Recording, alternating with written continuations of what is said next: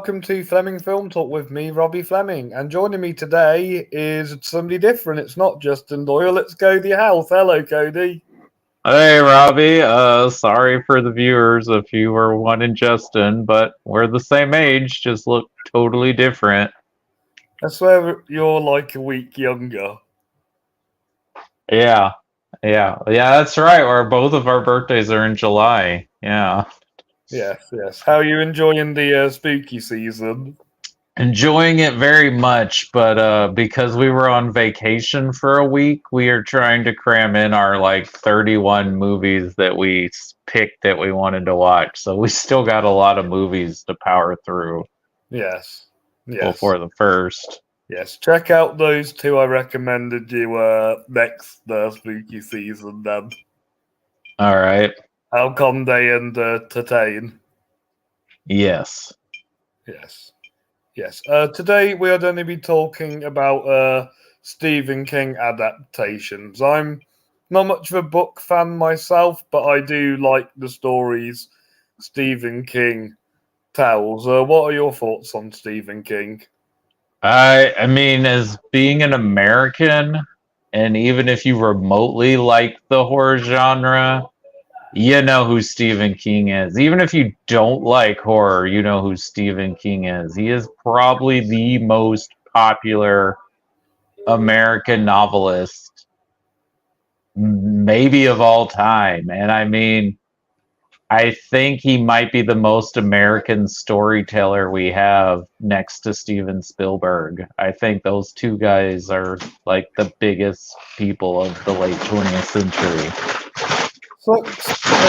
Never worked. Yeah, it is weird that they've never worked together. I know Spielberg was attached to an adaptation of The Talisman for a long time, and I think he might still be an executive producer on the version the Duffer Brothers are supposed to be doing for Netflix. Nice. So before we dive into our list, we're going to do a quick warm-up game. Cody, you ready for this? I guess I have no idea what this is, so I've been watching a lot of clips of other podcasts, and they do like these games where you have to like name films or name like different brands, and it's like either top 10 lists or films with certain something in the title or the plot. So I wanted to kind of take that influence and put it to this show. Okay, and you're doing a guess without Googling the top 10 highest grossing horror films. Okay, top 10 highest grossing horror films. Okay, of all time. Of all time. Is this North America? Worldwide gross. This is worldwide gross. Okay, is one of them a Saw? No Saws. Oh, thank God. Okay. Is one of them a Conjuring? From the same universe. Annabelle? No. The Nun? The Nun is number 9. The Nun is number 9. Okay. Are any of these from some of the more popular horror franchises? Yes. Okay. Any Screams in there? No Screams. No Screams. How about Nightmare on Elm Street? No Nightmare on Elm Street. Any Halloweens? No Halloweens. Wow. Any Friday the 13th? None of those either. Well, then what franchises are we talking about? Those are the... Do you want a clue? Yeah, give me a clue. This is crazy. 2 of these movies have been nominated for Best Picture. 2 of them? Yep, 2 of them.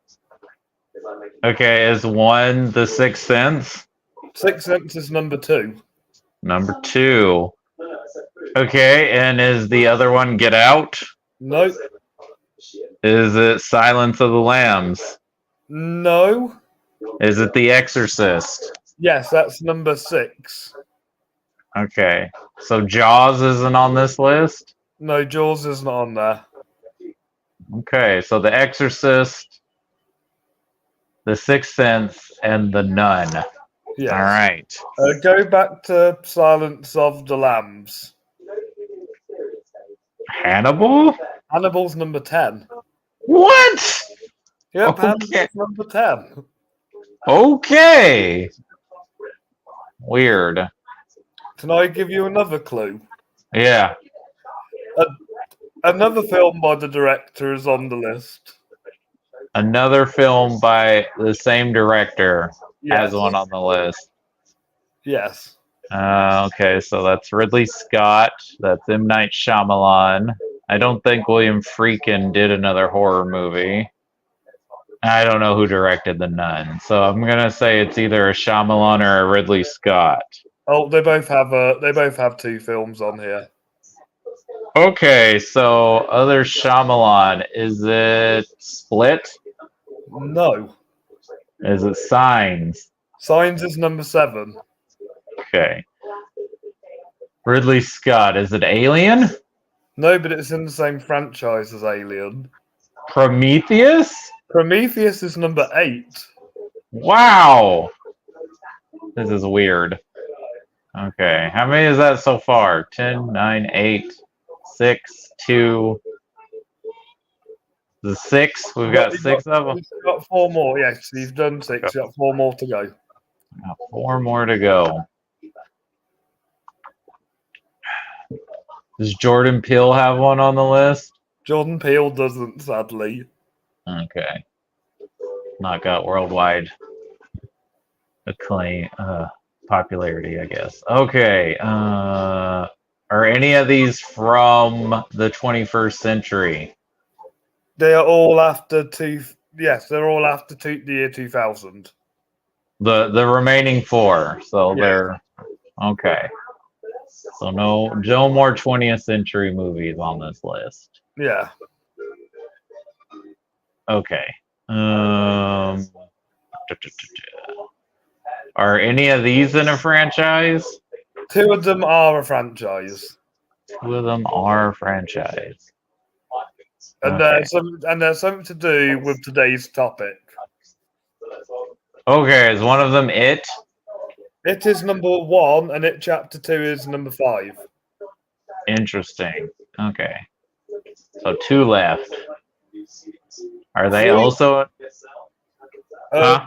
The last 2 are standalone movies. They're standalone movies. Okay. Is 28 Days Later one of them? No, but they are both technically zombie movies. Is one of them Zack Snyder's Dawn of the Dead? No. Good guess, but no. It's not Shaun of the Dead, right? No, it's not Shaun of the Dead. I didn't think so. Zombie movies.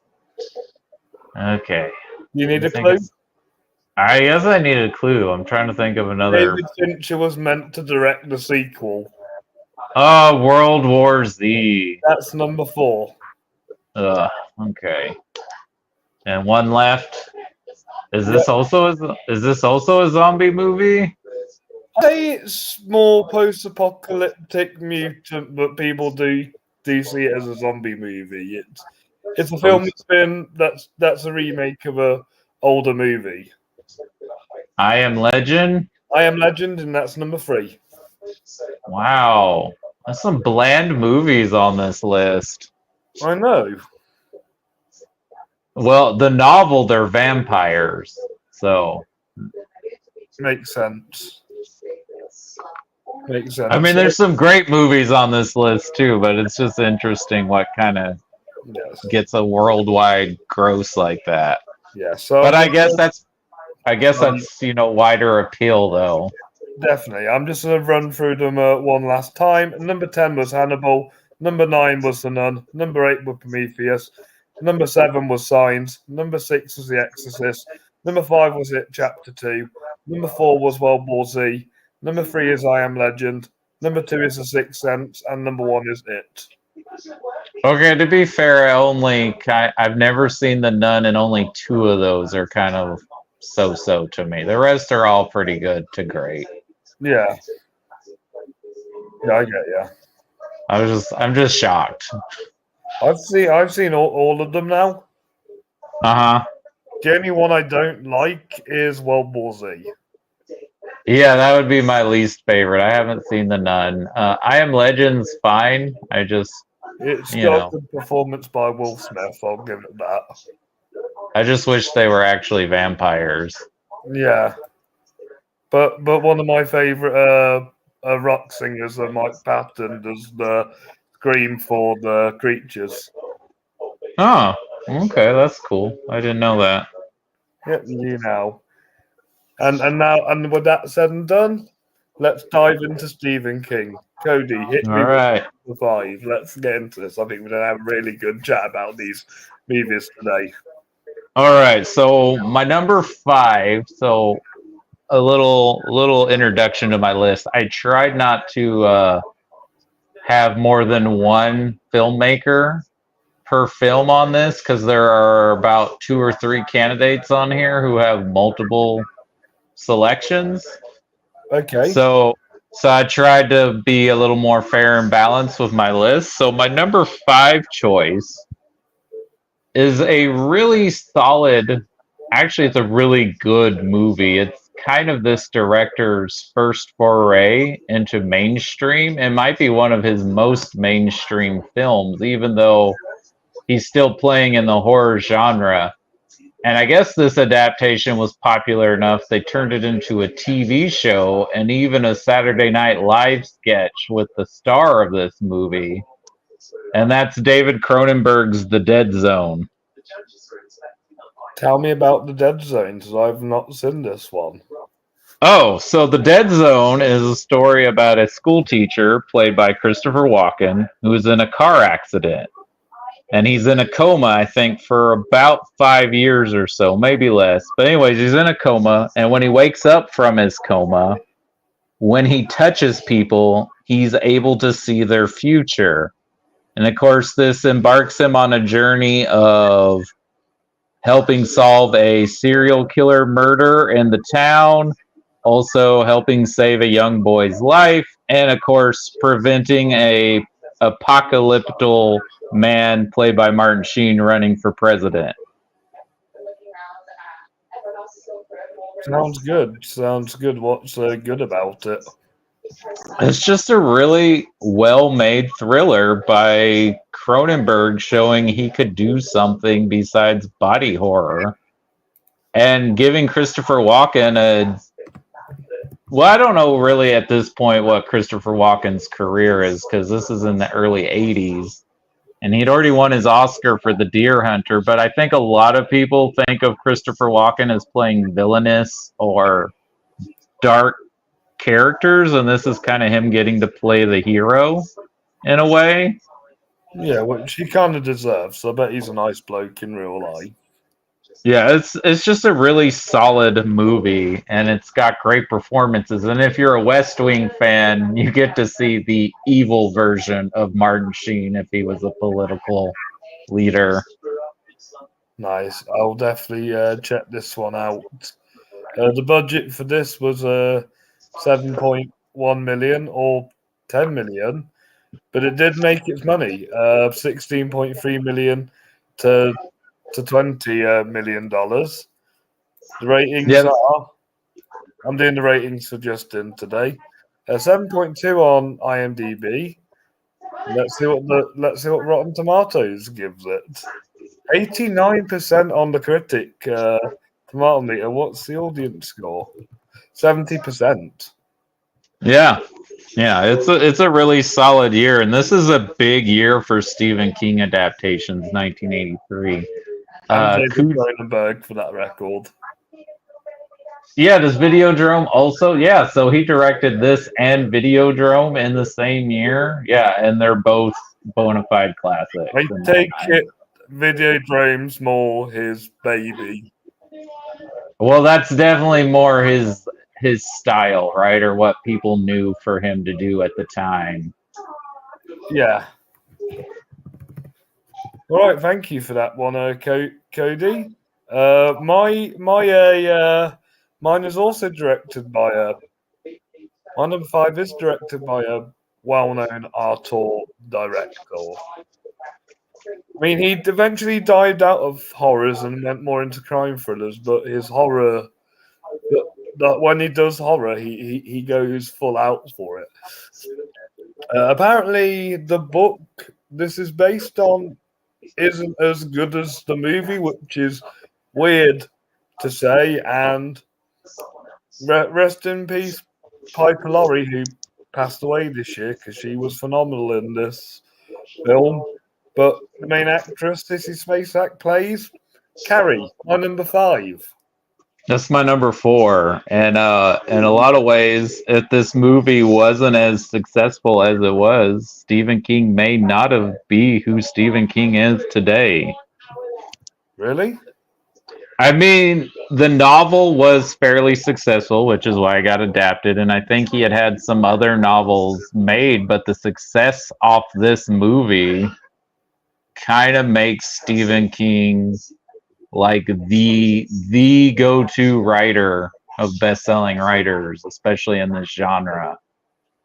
And yeah, Diploma kind of plays kind of between the worlds of horror and thriller. Like, he kind of goes back and forth. I mean, the man is just a master. If anyone is the next generation of Hitchcock, it's Brian De Palma. Yes, because Dressed to Kill is the X-rated version of Psycho in my eyes. Honestly, Brian De Palma is making movies Alfred Hitchcock would have made if he could have got away with them. Literally. Speaking of Steven Spielberg from earlier, his ex-wife is in this movie, Amy Irving. Yep. You got a young John Travolta. You've got future and now ex Mrs. Brian De Palma, Nancy Allen. Is she not the girl at the start, but the girl, the other girl from Dressed to Kill? Yeah, she's the girl that Keith Gordon is helping like solve the crime. She's also RoboCop's partner. Nice. And we also have Betty Buckley, who's in one of my favorite horror films, Split. Yeah, she's the gym teacher, which she's not. She's close. She's pretty much around the same age as a lot of the actresses playing teenagers in this.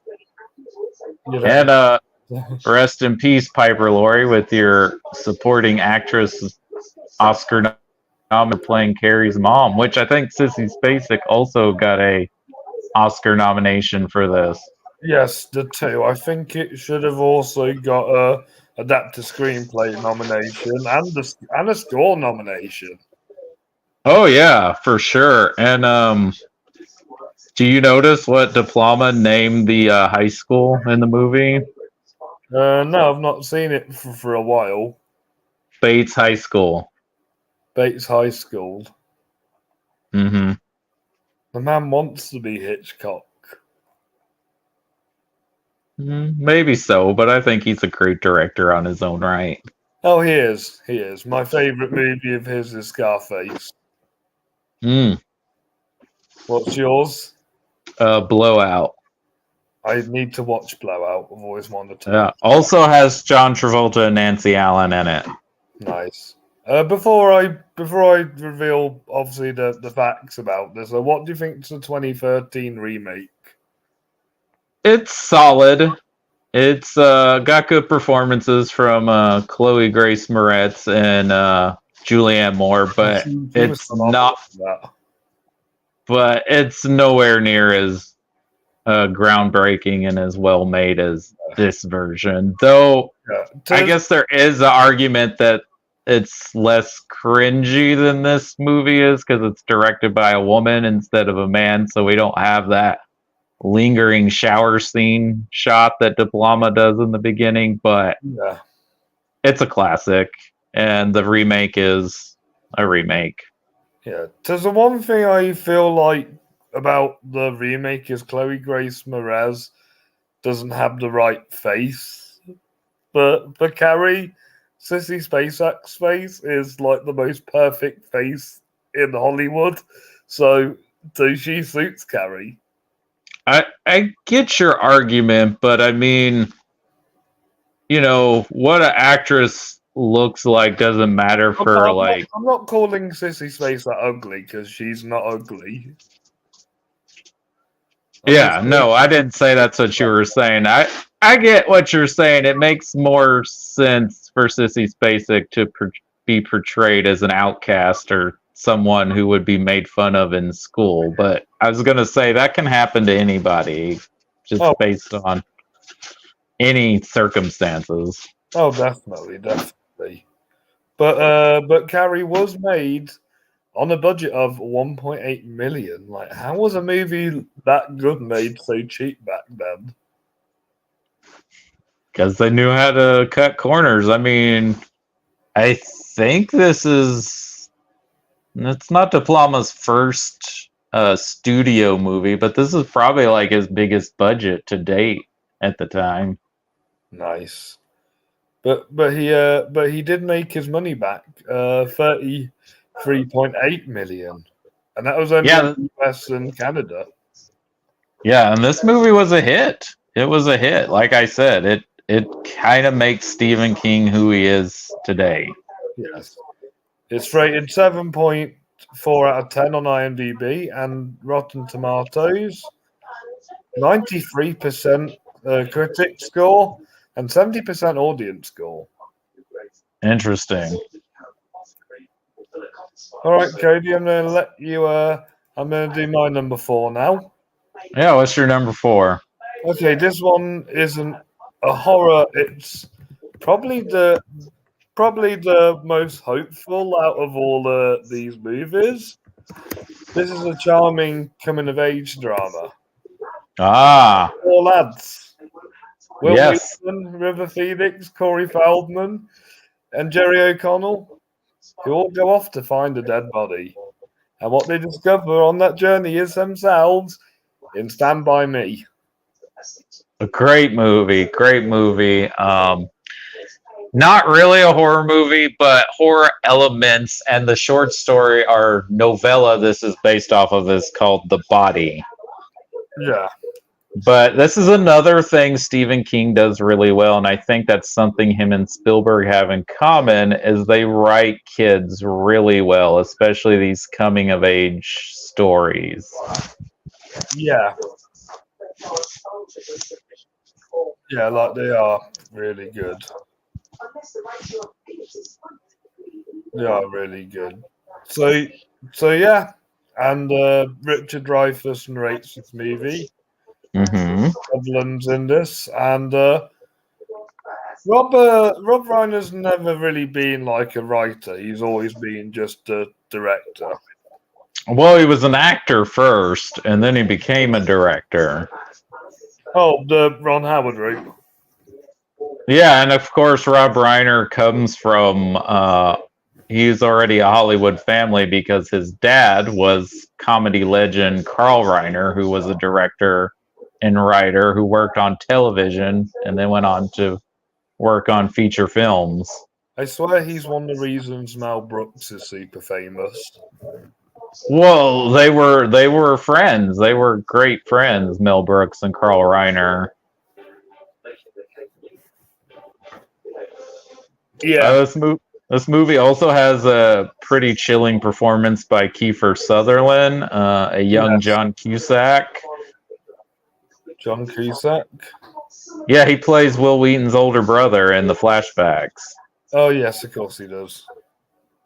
Yeah, it's just a really powerful, moving, heartwarming story. It's one of those rated R movies that I think is okay to show to someone that's under the age of 17. I'm surprised it's R-rated. It's probably because of the language. Right, I kind of get that. I get that. Yeah, it's I think it's River who's the best child in this. Yeah, I mean that's just another what if, man, because this is him as a kid. Just imagine what his career would have been like had he not died. I mean, the guy was destined to become one of the greats. Well, he's kind of the modern James Dean. In a lot of ways, he is. I think he would have had more. He definitely got more films under his belt, and I think had a little more range than we got to see James Dean do because James Dean was only in 3 movies, and Yeah. I think his career would have just grown. It would have done. It would have done. Yeah, great movie. Budget is 7.5 to 8 million, and it made 52.3. So I think that's the highest grossing so far. So far, Let's check the ratings. I need to think about my favorite Rob Reiner movie. Well, I've not seen Misery yet, so it might be that. Mm-hmm. Oh, all right. 8.1 out of 10 on IMDb. 92% critic score on Rotten Tomatoes, but 94% for the audience. Okay, so they really like this one. I guess this one works better for people maybe who are seeing it past when it came out. Yeah, definitely. But it's got that wider appeal too because it's not a horror story, so Exactly. And it was nominated for Best Adapted Screenplay. as it should have been. You should have won. Well, I don't know what it was up against, so Let's see, shall we? okay. What was it up against? It was up against A Room Review, Children of a Lesser God, The Color of Money, and Crime of the Heart. So it's Color of the Money because it's technically a sequel. It was a novel beforehand. Oh, it was a novel. Okay, I didn't know that. What one? Children of a Lesser God? A Room with a View. A Room with a View. Well, this was of the time when the Merchant Ivory stuff was kind of ruling the Academy. So, makes sense. Yeah. So, pretty good. All right, Cody. What's your number 3? Oh, well, my number 3 is also a film by Rob Reiner and has an incredible Academy Award-winning performance by Kathy Bates. And I think this movie is any celebrity, whether they be a writer, an actor, a director, anybody, a musician, anybody in the public life, worst fear. And I think this movie, especially with the onslaught of social media and the internet and a bunch of fans, especially with the talk of toxic fandom around like Star Wars fans and the Snyder Bros and a lot of other things. I think this movie continues to be relevant, maybe even more so than when it was released in 1990, and that's Rob Reiner's Misery. Yes. I've not seen it, but I've heard all about it. I really want to watch it. It's an amazing movie. It is very terrifying, and it's a little tight-packed thriller with basically 2 performances. I mean, there's a few other actors that pop up here and there, but it's mainly the James Caan and Kathy Bates show.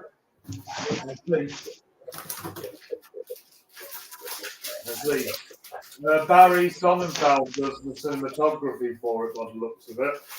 Yep, he shot the film. This was when he was still a cinematographer before he became a film director himself. He's a better cinematographer.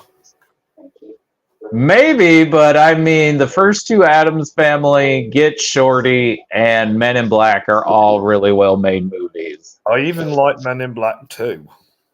Well, there you go. So he's got a few good movies.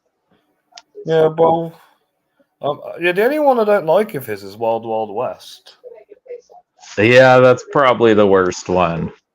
Yeah, but yeah, but Misery has a good budget. I think with Rob Reiner, he really likes to put in the production value when he's given a screenplay. Well, yeah, but I mean, he was on a roll at this point. He had done Spinal Tap, he had done Stand By Me, The Princess Bride, and When Harry Met Sally. So he had proven himself as a director at this point. And this movie's written by one of maybe the greatest screenwriter ever, William Goldman. I was just about to say that because I love William Goldman. Yeah, he even wrote a book about how to write a screenplay that's considered like the best. Yes, amazing. Yes, he won for Butch Cassidy, one of my favorite movies of the 60s. He also wrote All the President's Men, which is also a good movie. That's a great movie. And he wrote and adapted his own script for The Princess Bride, which is another great Rob Reiner movie. That's probably my favorite Rob Reiner movie, The Princess Bride. That's not a bad one. But Rob Reiner made his money back, and so the good people at Columbia with 61.3 million. Yeah, and he names his production company after a fictional town and many Stephen King stories, Castle Rock. Castle Rock. I think I've seen that mentioned in a few of his in a few of these films. Yeah, Castle Rock, Derry. There's a few towns you hear in Stephen King stories. 7.8 out of 10 on IMDb, 91% for the critics on Rotten Tomatoes, and the audience loves this too at 90%. Yeah, pretty close. Great hit. Yeah, check out Misery. You should. As soon as I can. Okay. Okay, ready for my number 3? Yeah, what's your number 3? So sadly, Mr. King doesn't like this movie. Oh, it's gonna be on my list. Good, because I get it. Stephen King's entitled to his opinion, but I think what Stanley Kubrick did for this movie, he turned it into a work of art, and it's The Shining, starring Jack Nicholson. Yeah, so I actually have a cheat here for my number 2 pick, and one of them is The Shining, but the other film it's tied with is connected to this film, and that's because Mr. Mike Flanagan did what is probably considered the impossible. Not only is he adapting a book that Stephen King wrote a sequel to, he's also having to adapt that book and connect Kubrick's film with King's novel and marry the two. And I think he did it beautifully with Dr. Sleep. What did Stephen King think to Dr. Sleep? Oh, he liked Dr. Sleep very much. And yeah, Stanley Kubrick's film is very different from Stephen King's novel. The only things they have in common are the characters' names, the setting, and a little bit of what happens to the characters. But Kubrick completely had a different vision of what to do with that story. And it's kind of the go-to example of adaptation when people complain about something not being close to the source material. Is like sometimes an artist's interpretation works for that art form. So you can love the King novel and also love the Kubrick film at the same time, even though they're kind of different. Mm-hmm. Yeah. And I mean, at the time, The Shining, I don't think it was a huge hit. And I think at the time critics weren't hot on it, but now it is widely regarded as a masterpiece and is considered one of the greatest horror films ever made. Yes, because because nowadays it's hailed as one of the greatest horror films ever made.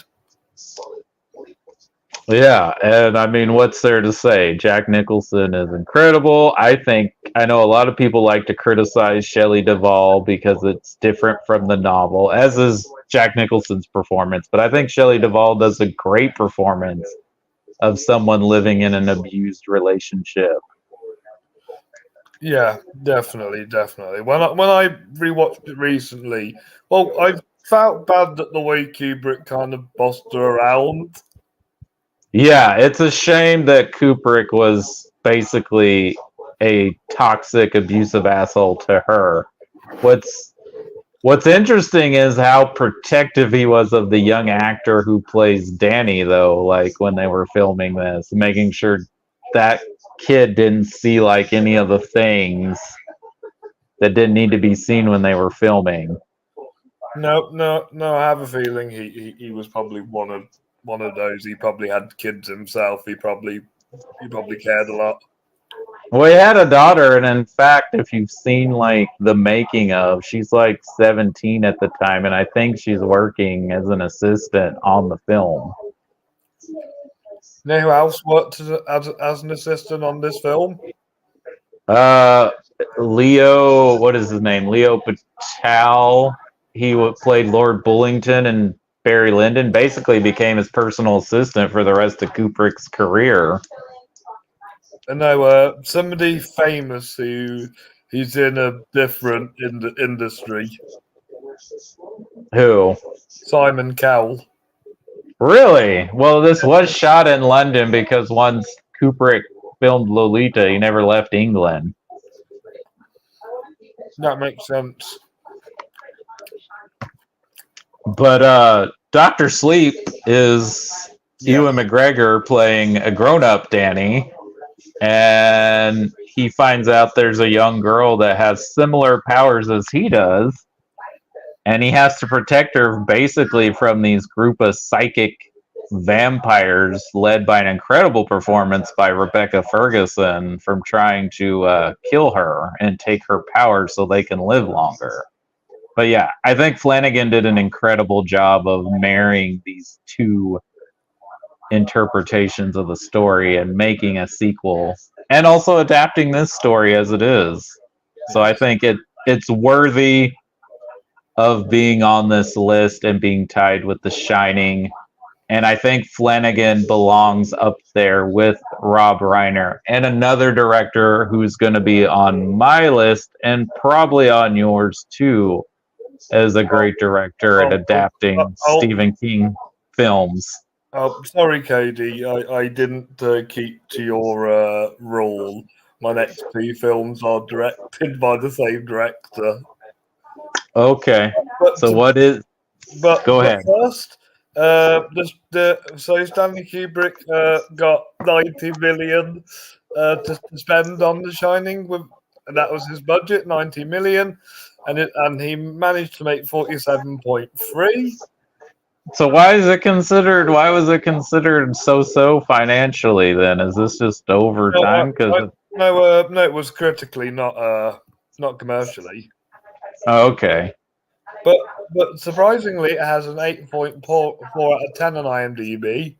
Rotten Tomatoes, the critics give it 38%, and the audience give it 93%. So this is more of an audience pleaser, I think. 38%? That must be all old reviews. No, 83%. Sorry. Oh, 83. I'm like, okay, that makes more sense. I was like.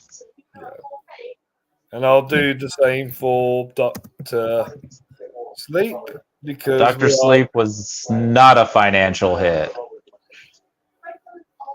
44 to 45 million. It did make some money, 72.3 million. Okay, well some money. They considered it not a financial hit, but I guess you got to make a lot more money nowadays. Oh hell yeah! 7.3 out of 10 on IMDb, 78% for the critics, and the audience gives it 89%. And so both these movies are audience-pleasing movies. I'm glad to hear, because I think Doctor Sleep is a worthy successor. Is it a masterpiece? I don't know, but I think it's a great follow-up, and it's amazing it's as good as it is. That's something Flanagan does really well. He's adapted 2 Stephen King stories that if you read the books, you would think these would not be easy to make into a movie, and he's done a great job with both of them. Yes, he has. So, my number 2 is a film that needs no introduction. It's The Shawshank Redemption. That's my number 1. Had a feeling it would be. Yeah, the ultimate dad movie. In fact, if you have cable TV right now, I guarantee you will probably find The Shawshank Redemption on television somewhere right now. I have it on DVD. Yeah. That's good. I'm just making a joke about how often it plays on cable television. The amount of people that say every time The Shawshank Redemption's on TV, no matter how far it is into the movie, I'll just put it on and just watch the rest of it. Yeah, because this is just a great movie, and Frank Darabont is a great director and a great writer, and he's one of the best at adapting Stephen King stories. He sure is. He sure is. So yes, a lot of people know. There is a debate on who's the main character of the story, because Andy's our through line, but it's Red telling the story. Yeah, I think Red is the main character, and it's an incredible performance by Morgan Freeman, who was Oscar nominated. And this kind of begins a lot of the Morgan Freeman roles we see nowadays. It's kind of becomes a staple of his career, right? Yes. So I know he was in Glory before. This must have made his career. I mean, he was already fairly a well-known and respected actor, but what I mean is like this kind of sage, older mentor, also narrating the story kind of vibe we get from Morgan Freeman. Apparently they wanted Robert Redford to begin with. Well, because originally in the novella, because this novella actually is from the same book, Stand By Me, The Body is in different seasons. Red is Irish, that's why his name is Red. So yeah, they originally wanted a Caucasian actor, but I think Morgan Freeman does an incredible job, and it's one of his best performances in my mind. You can still get people of African descent from Ireland, so it can still pass if they. It even says he's Irish in it. Yeah, but I mean, all the actors in this movie are great. Tim Robbins is great. Clancy Brown is great. Clancy Brown. I think this is Clancy Brown's most famous role. Is it? Not Mr. Krabs? I mean, like, voice-wise, it'll be Mr. Krabs. I mean, mainstream is cult movie people would scream at you and say the Kragan from Highlander. Oh, yes. Or he's been in so many cult movies. Nobody ever says Cassie's dad from Promising Young Woman. No, that's true. Bob Gutton, who plays the warden, is incredible in this. He was brilliant in the Daredevil series. William Sadler is great in this movie. Has one of the funniest lines. He's always great. Got a great character face. Did you know Brad Pitt was meant to play his role? Really? Yeah. I think he'd have been too big of a name for that role by the time they make this. He was filming 12 Monkeys at the time. Yeah, he was definitely trying to get away from his pretty boy image and at that time.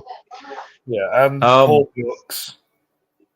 This is a very uplifting and powerful movie, and it got a Best Picture nomination too. No, so it's always been like highly acclaimed. Yeah, I don't think this did well commercially though when it came into theaters. So I think it was just a critically well received movie, and then of course video and being on cable all the time has made it an institutional classic.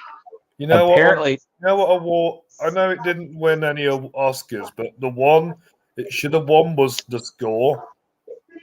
oh man, the score's great.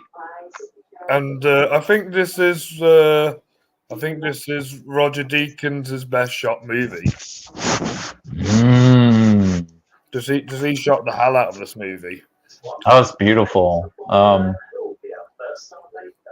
I don't know, man. That's hard to say what is Deacon's best shot movie, but it's up there. It's this and 1917, and that'll be like the top two.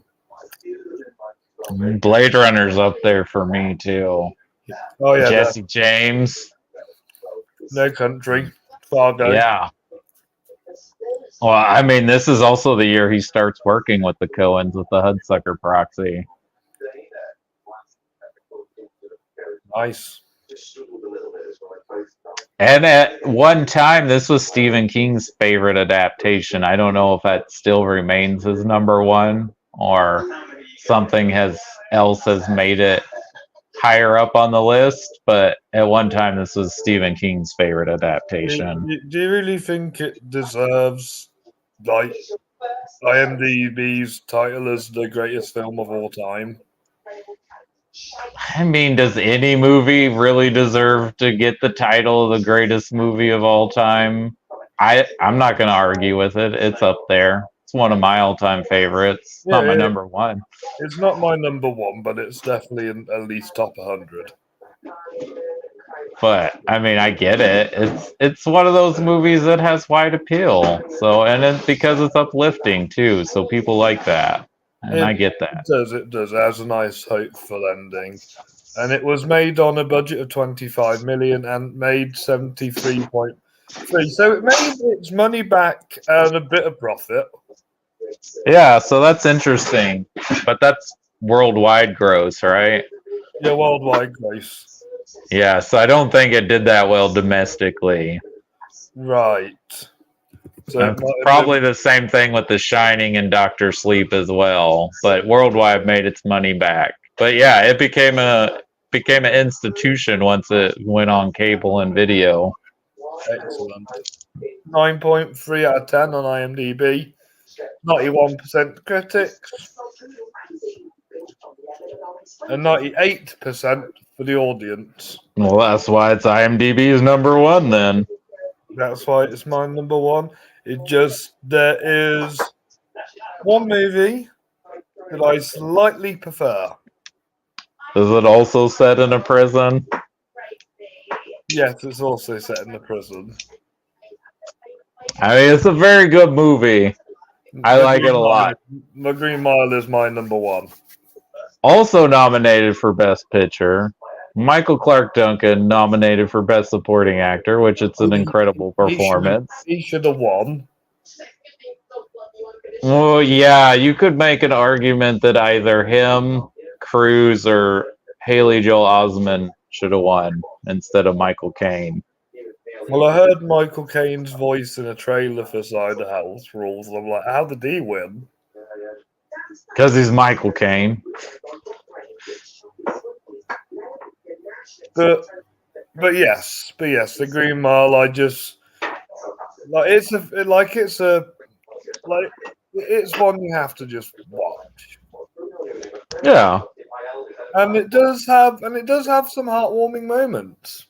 Absolutely. It's another heartwarming, uplifting film, even though it has some really sad moments too. But it's got a lot of great supporting performances too. Sam Rockwell's great in this. The late Michael Jeter's great. He's James Cromwell. Of course, this is still Tom Hanks on his hot streak. at the time. Yes. What a performance.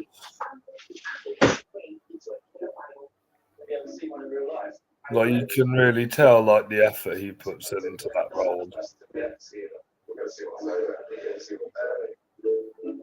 And David Morse, this is my introducement to him. That makes sense. That makes sense. I remember Doug Hutchinson. Ugh, that guy. Yeah, that guy. I didn't even like his character in the film. You're not supposed to. He's horrible. When turns out he's actually Out that he's not a nice person in real life. nope. He's scuzzy. Literally, Which Barry Pepper. I bet he's a nice guy. maybe so. I haven't heard anything about him. That's right. He's in this as well. There's a lot of people in this movie. Jeffrey DeMunn is great. You got Graham Greene has a little part in here. Green, yep. Does Bonnie Hunt play Tom Hanks' wife? Yes, and Patricia Clarkson plays James Cromwell's wife. All right. Yeah. And Gary Sinise shows up for a bit, and so does Bill Sadler. Yeah, that's right. Bill Sadler's the dad. And this was my introduction to Harry Dean Stanton. Oh, yeah. Oh, man. Harry Dean Stanton. What a great character actor. You saw this movie before you saw Alien, huh? Yeah, and Paris, Texas.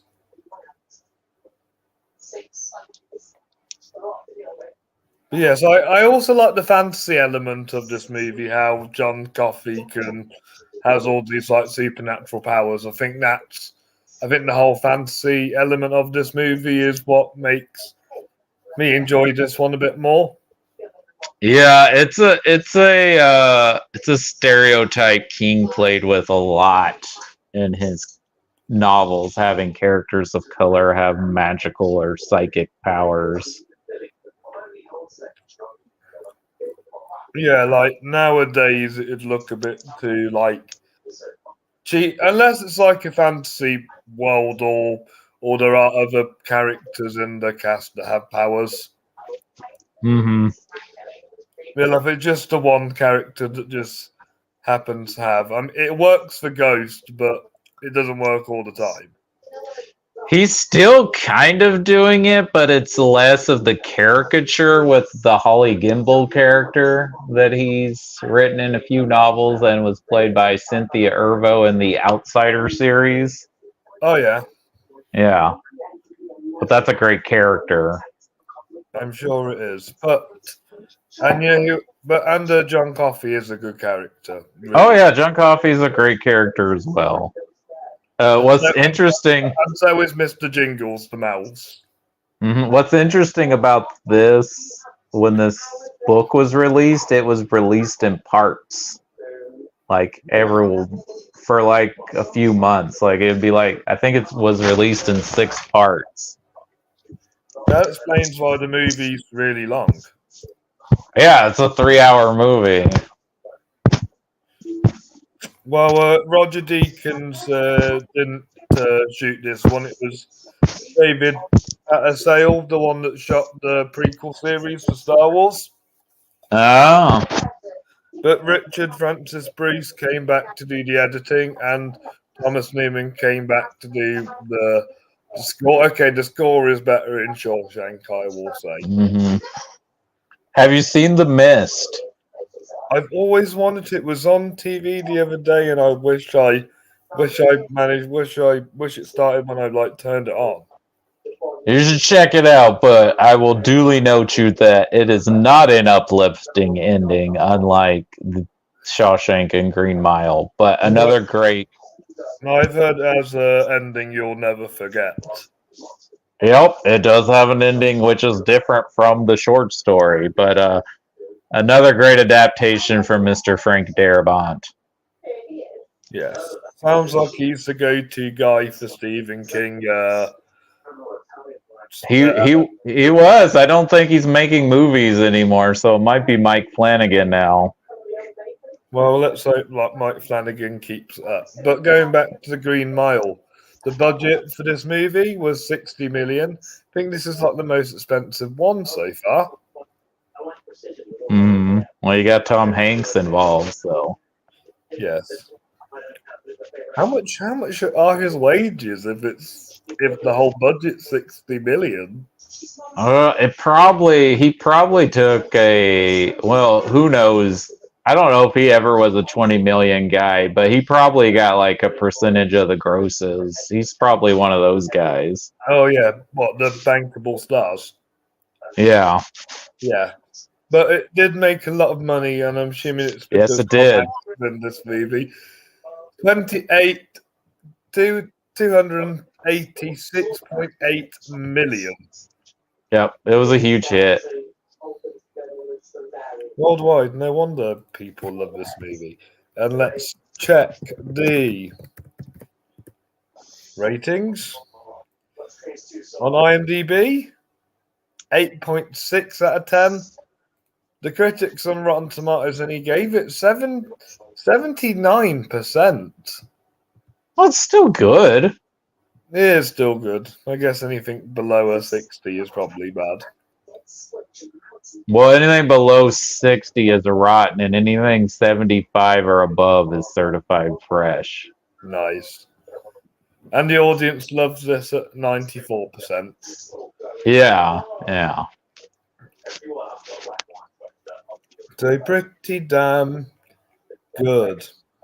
Yeah, it's a damn good movie. I just prefer Shawshank. And I'm assuming if you weren't going by your rules, it might have appeared on your list.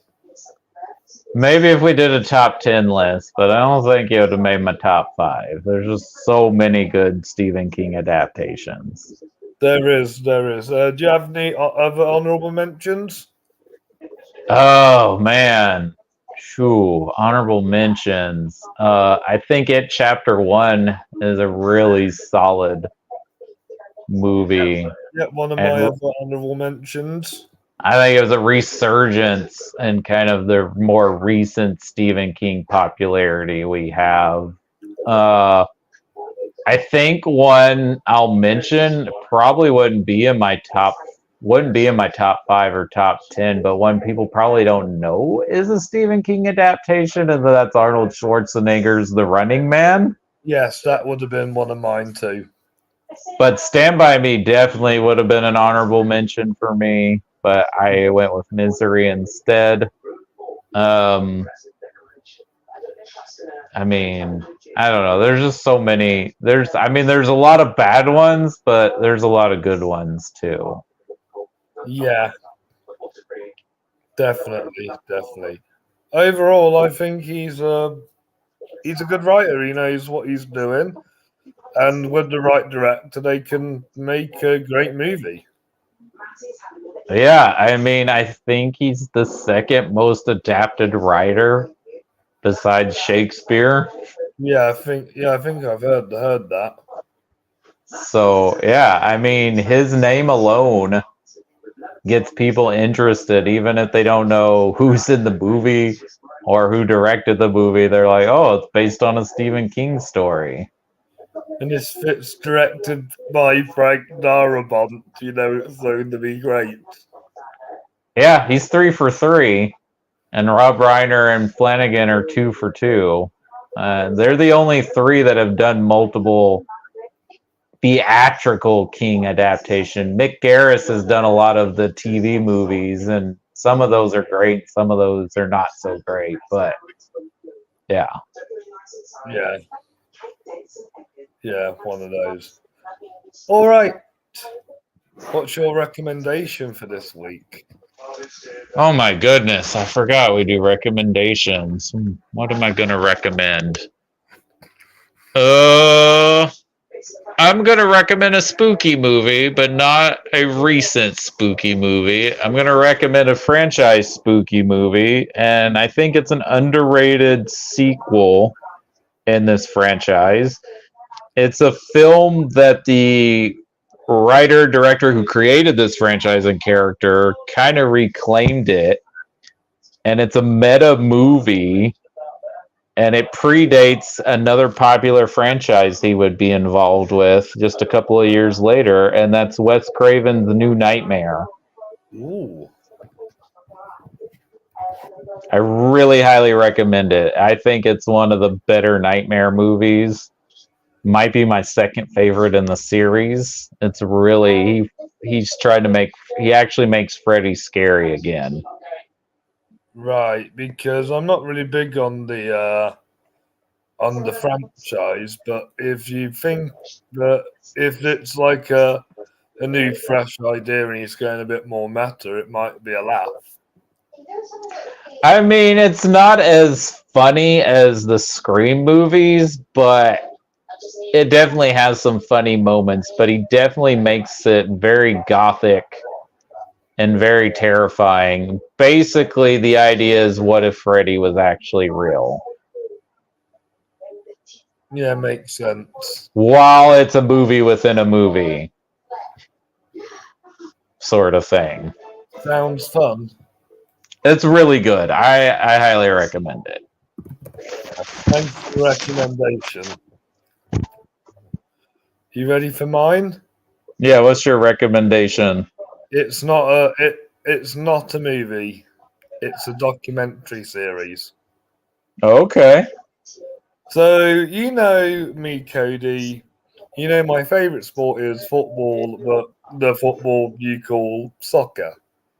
Yes, I know. Us Americans call it soccer. And in the world of football, there was no player bigger than David Beckham. Right. And on Netflix, there is a 4-part documentary series that I watched throughout. I watched all day yesterday and could not stop looking at my TV. It was that good.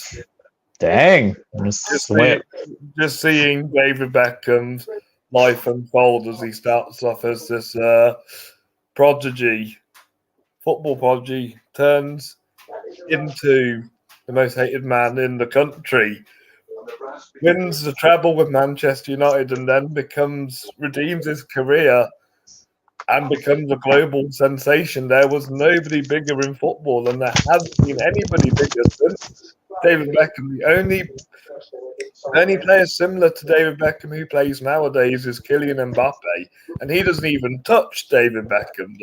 The weight David Beckham had on football, like this man has influenced the world.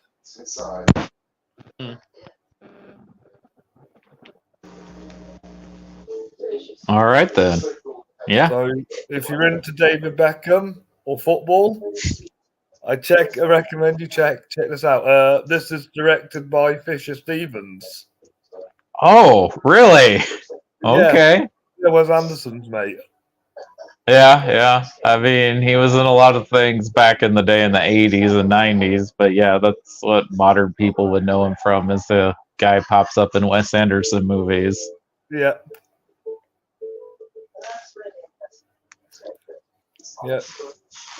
Because I'm assuming you probably know David Beckham. Yes, I've heard of David Beckham, and I knew he was a football player. I also know he's married to a Spice Girl. Yes. That's all explained in the documentary. So, yes. There's one of the points they talk about is him when he moved over to America to try and get soccer big in America. Yeah. Well, I think it is getting, well, especially because of our women's soccer team, but I think we had a brief popularity with football soccer in the 80s with Pele. Yeah. But yeah, it's definitely getting bigger than it used to be. Do you think it's because of Beckham's influence? That has a little bit to do with it, but I don't think when he moved over here it was quite where it is now, but that probably certainly has a key to it. Definitely.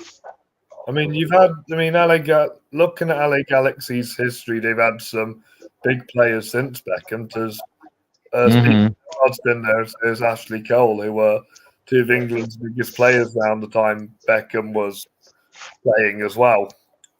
But I think my state has 3 football clubs now. It may only be 2, but I think we have 3 now. And it's growing. Like the MLS is growing. So that's Dallas FC, Yeah. Houston Dynamo. Hmm.